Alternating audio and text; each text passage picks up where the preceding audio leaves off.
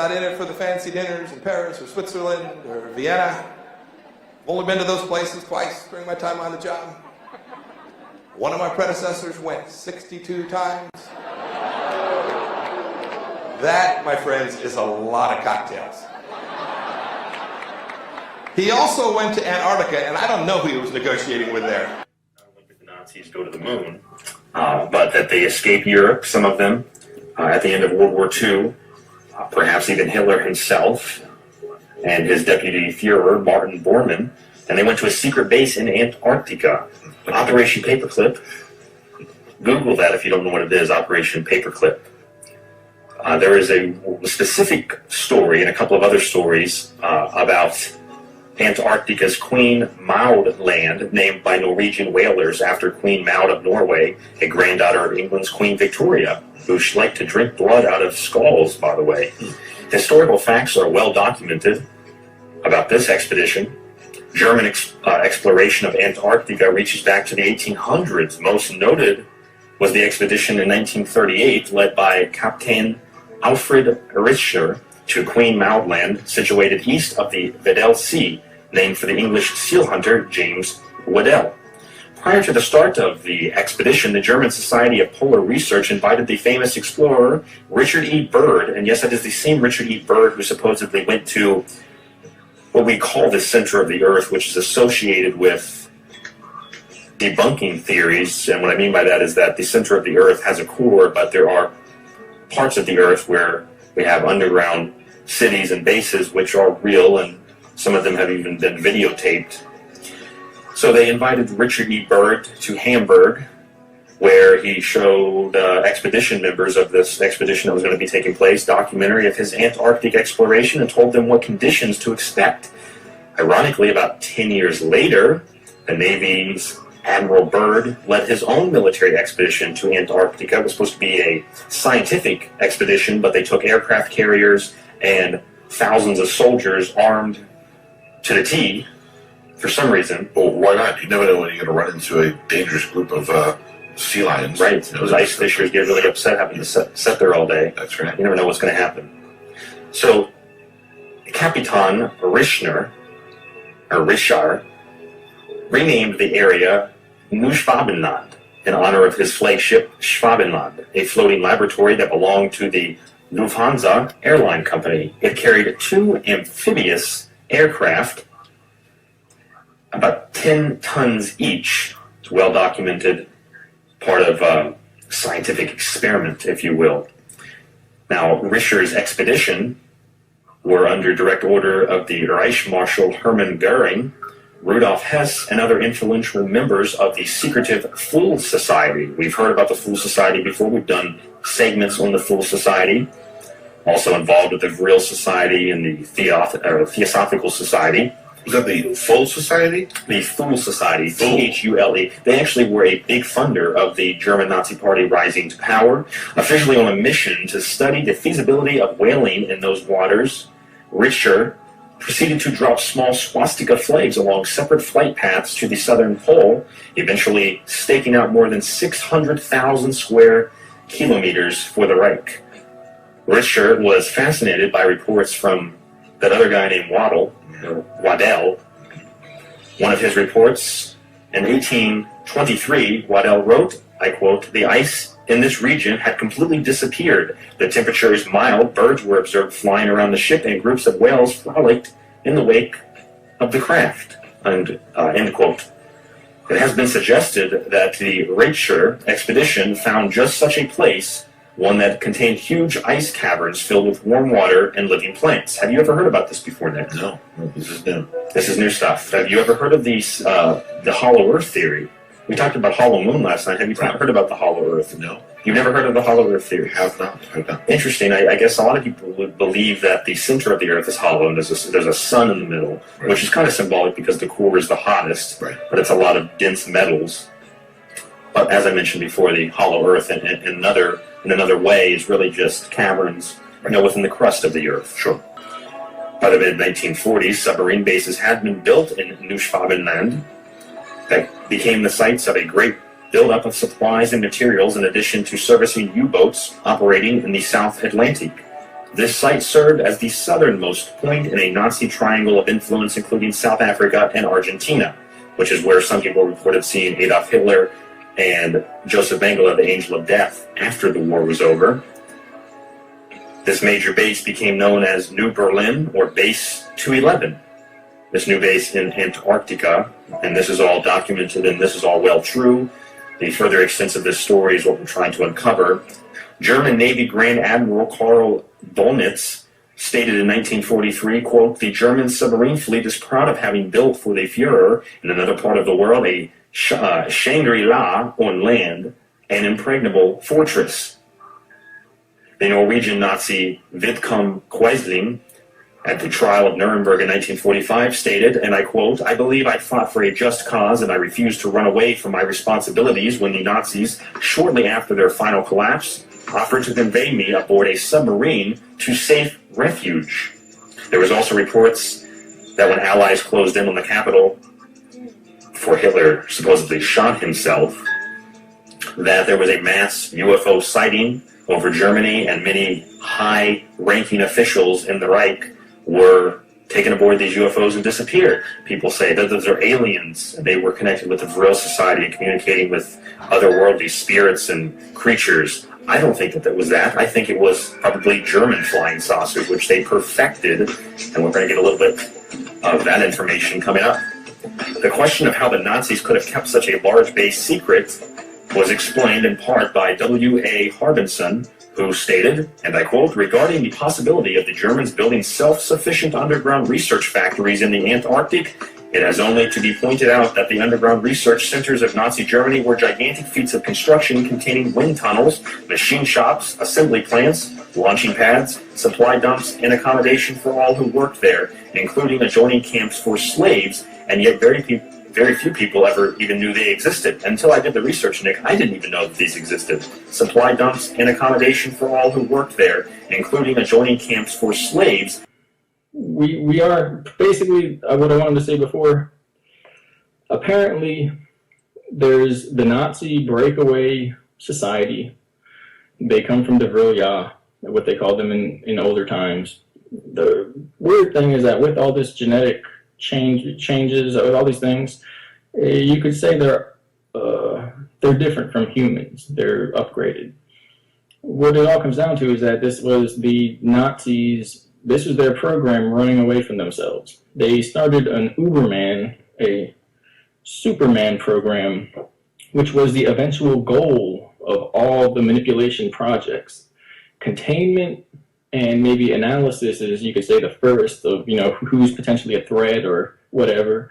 The eventual goal was to find the genetics they wanted and create a second race that could win out over all the other humans. And they got what they wanted, but then those genetic mutations that I told you about happened, and there's now another sub-race. I think all our society is run by insane people for insane objectives. And I think that's what I sussed when I was 16 and 12 way down the line. But I expressed it differently all through my life. It's the same thing I'm expressing all the time, but now I can put it into that sentence that I think we're being run by maniacs for maniacal ends, If anybody can put on paper what our government and the American government, etc., and the Russian, Chinese, what they are actually trying to do, and what they think they're doing, I'd be very pleased to know what they think they're doing. I think they're all insane. But I'm liable to be put away as insane for expressing that. That's what's insane about it.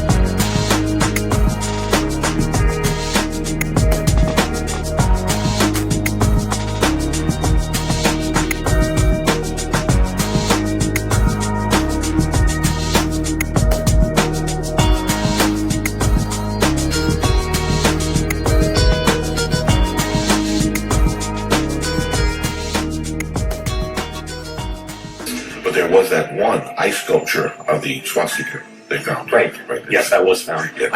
It was interesting because there's a lot of books written about this, and I had, it's funny how the universe works because I had picked up this story, and then I was reading a series called Area 51, and in the story they talked about how these guys went to Antarctica. There was an expedition like this, and they went down into these large underground caverns and found fleets of German UFOs, which the Germans had perfected.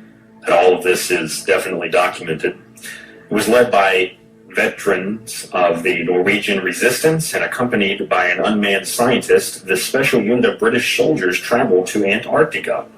Now, it was told to Robert Byrd by this man that the original scientists and commandos had found an ancient tunnel, as they called it, and under orders the force went through the tunnel, but only 2 returned before the Antarctic winter set in.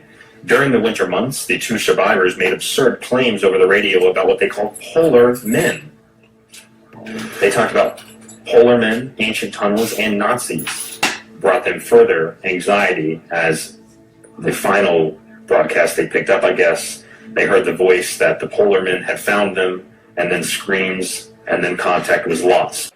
Hi, it's Ileana, and today I am going to be discussing the Antarctica Underground Super Soldier Labs and what I had seen there when I was sent there to basically inspect one of the labs, because one of the super soldier hybrids who was created there, he escaped from the regeneration tank. He was supposed to be in cryogenic stasis, but for some reason he wasn't in full stasis.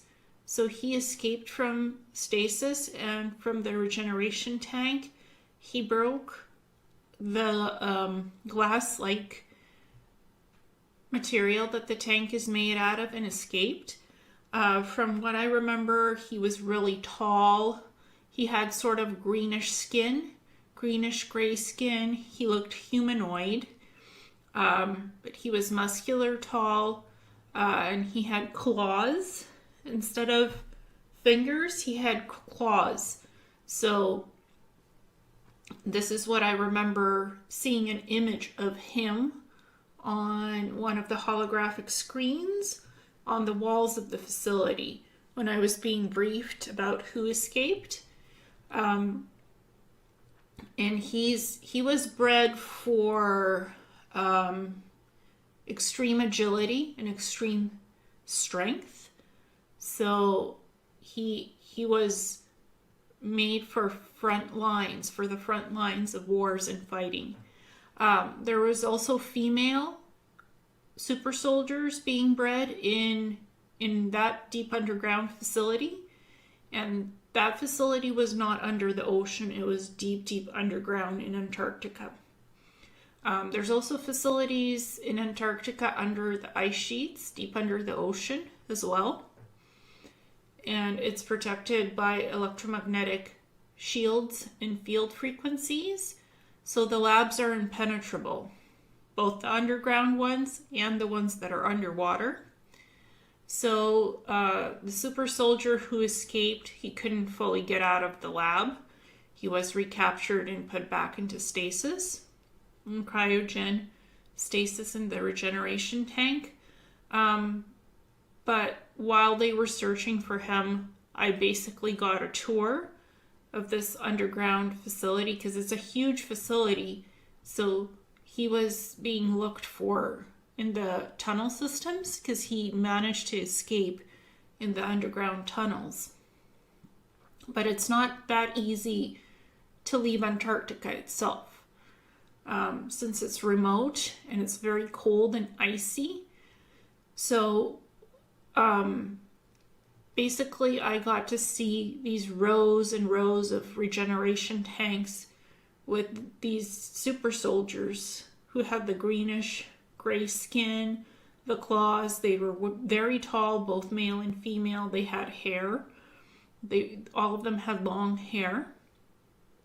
So, and I got to see the broken regeneration tank as well, because they called me in to figure out how to reset the security protocols for the lab so nobody could escape from cryogenic stasis anymore and actually get out.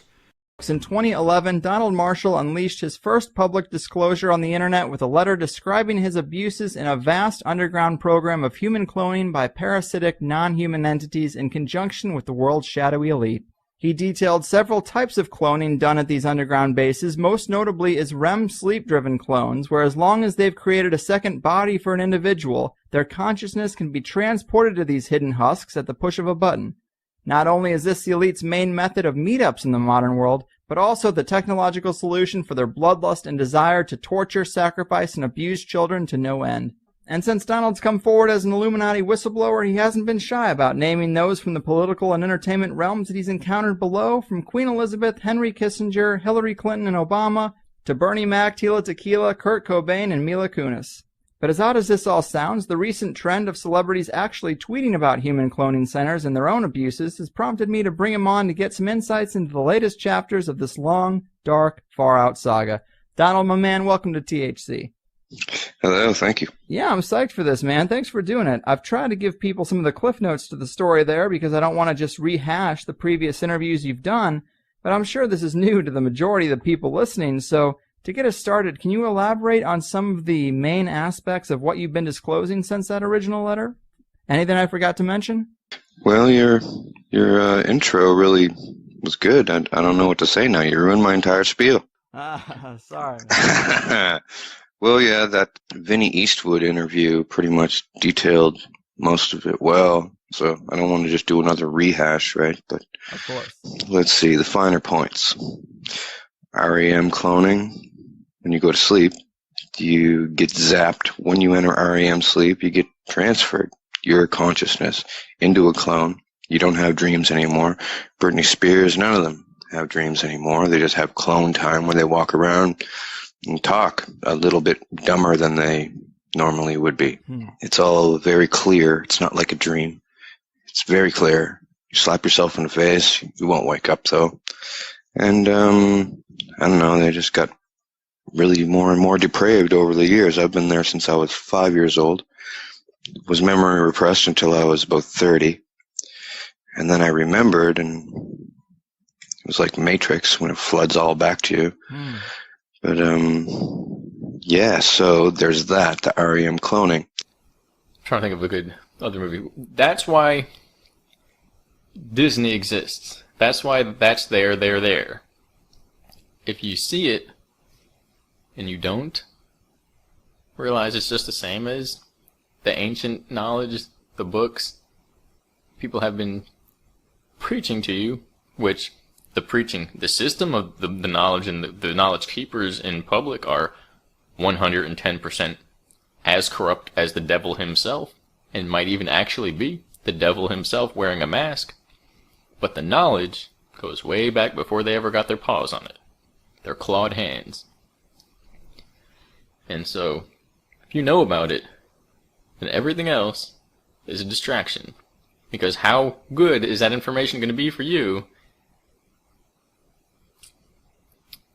if you're not aware of these entrainment methods that are used through scalar frequencies, emissions, technologically generated bioemissions that can match your brain waves and interface with your brain through a technological system and control your body autonomously or through user-guided control and override your natural willpower. Hello, my name's Phil, and guess what? Human cloning's real. Yep. REM phase cloning is real. And every time I go to sleep now, they're messing with me. Put me in scenarios usually like a movie. I think it's real. I just run around. Well, they're probably laughing at me. Doing this video on behalf of Donald Marshall. He needs help. He's in a much worse situation than I am. What he has to deal with, he's been tortured, harassed. They take his ideas. All he's trying to do is tell people. In the past few years, you have had several big-name artists coming out about this, which boggles my mind even further. I mean, sure, Tila Tequila is saying some stuff, but then you have Nicki Minaj and most recently B.O.B. both tweeting from their own accounts, #StopHumanCloning. Well, I'll tell you, I mean, these public statements definitely have made me more open to this idea. I mean, there's the Nicki Minaj stuff, but I also wanted to point out exactly what B.O.B. said about it, because he wasn't shy. He dropped about 20 tweets on the subject saying things like, ever notice a celebrity missing their tattoos or piercings? Cloning center. Anytime you see a celebrity randomly lose their minds? Cloning center. He said, I swear I don't want attention or money or fame anymore. I just want to get the truth out. The truth that you've all been hidden from since birth. And probably my favorite, the deception is so deep, like literally deep, within the earth. Well, What are your thoughts? Have you talked to B.O.B.? Are you aware of his presence down there? Have you seen him down there? I've met him at cloning, but he remembers very little, but at least he remembers something. This is the most important thing in history right now. I don't know what to say at this point. It's almost 6 in the morning, and I want to go to sleep. I'm not joking.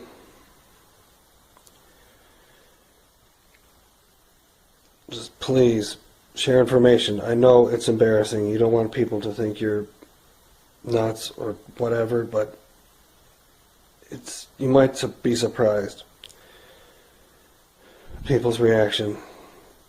People are going to say bad things, but might be surprised how many people message you and say they believe you and they know what's going on. The topic of addictions of the reptilians. Like humans have some addictions like alcohol, drugs, sugar, this kind of stuff. Reptilians have different are addicted to fear. Addictions, Right. Addiction to torture, to this energy. So please explain. Okay, so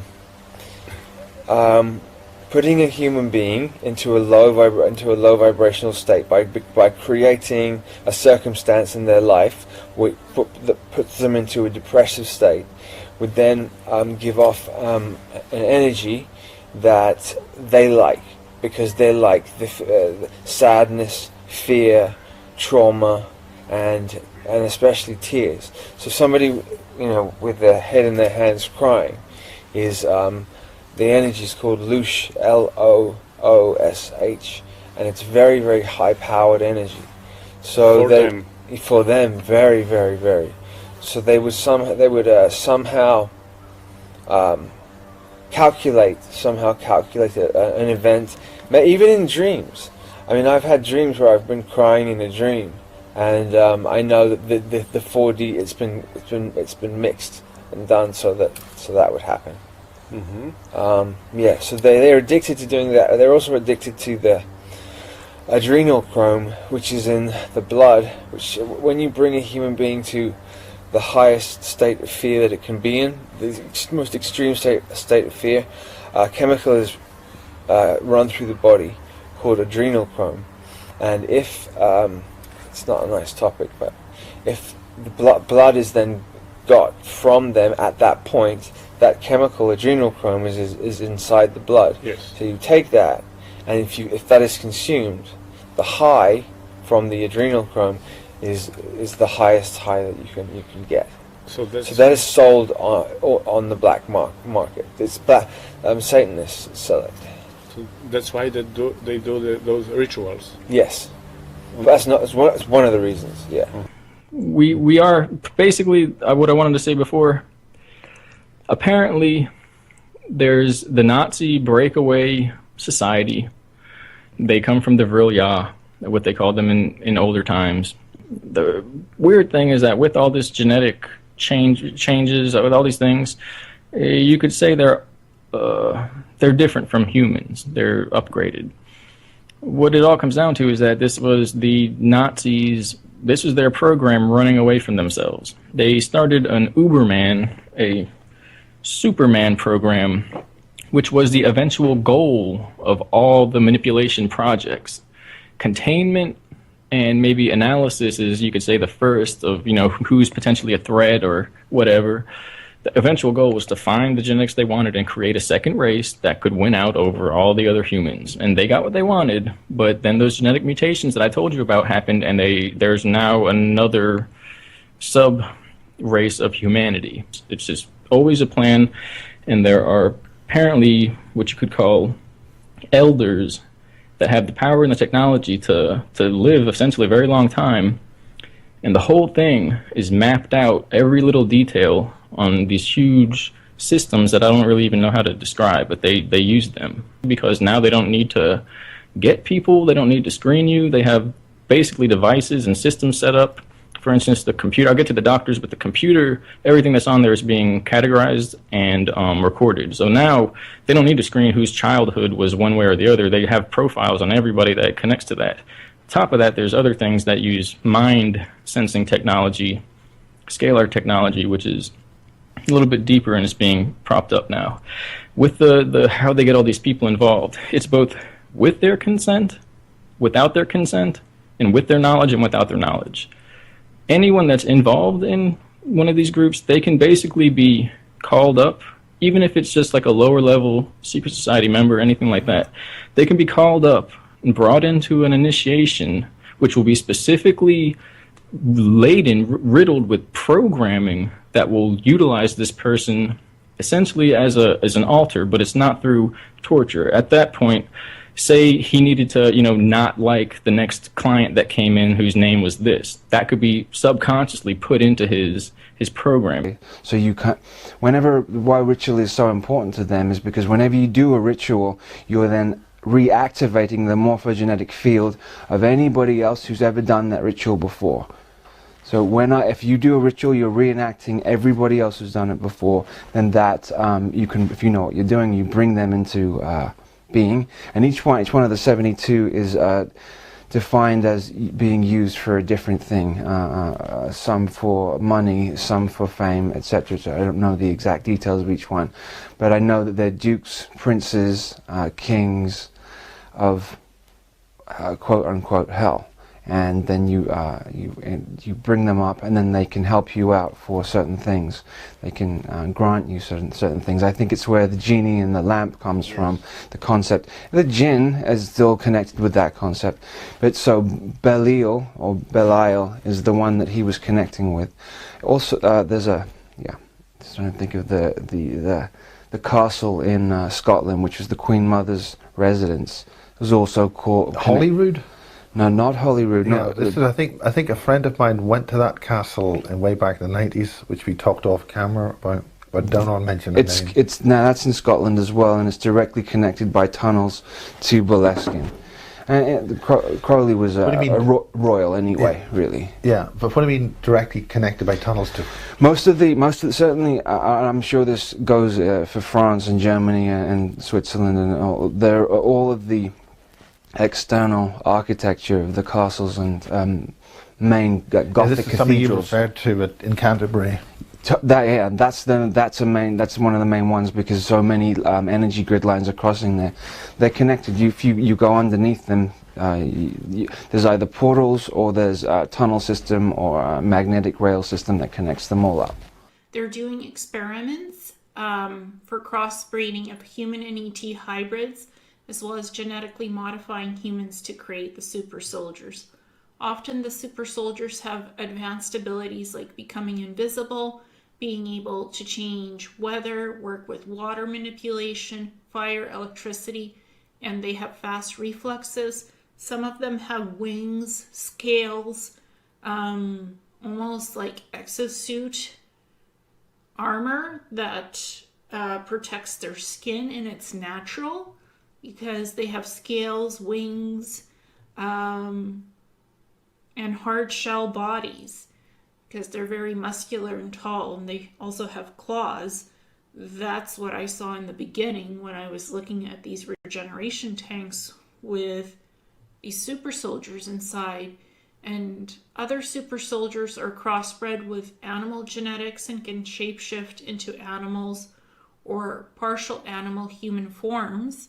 So they can take on the humanoid animal form of lions, cheetahs, and other cat species, or wolves, tigers, or they could like fully shapeshift into those creatures, or they can take partial form of those creatures with humanoid appearances. Many of the super soldier labs and hybrid chamber tanks are in the Antarctica underground laboratories. The regeneration tanks would create the hybridized super soldiers, and they would be held in the tanks until they were ready to be deployed on missions. They can make normal sized clones of you that look almost exactly like you. You'll have different facial wrinkles and stuff around your eyes and stuff. It doesn't look exactly like you. Each one comes out looking slightly different. These duplication clones, it's not like the ones that are grown from babies. You grow full sized. They're all incredibly disgusting there. And they got really confident with how they can do whatever they want to anyone there. And when they victimize or kill someone in real life, it deters anyone from speaking, right? But with me, it's different, because I always thought that I was just going to die anyway. And a lot of the Nazis that were executed and hanged after the Nuremberg trials were Mark I organic robotoid clones. And a lot of them escaped. Not all, but many of the ones hanged were Mark I clones. Mark II clones are REM-driven clones, meaning REM, rapid eye movement phase of sleep, meaning they take your consciousness while you sleep, and when you enter REM phase in an hour and a half to 2 hours, and they put your consciousness or mind into a clone in the cloning center. They all they need is a few cells now. At first, what did they say? I think they needed bone marrow and white blood cells, or they needed something more. But now they can take, or I think it's blood. Now they can take any tissue, 2 cells of any tissue, and they agitate it in a certain way, and it literally accelerates the growth until the whole body is there.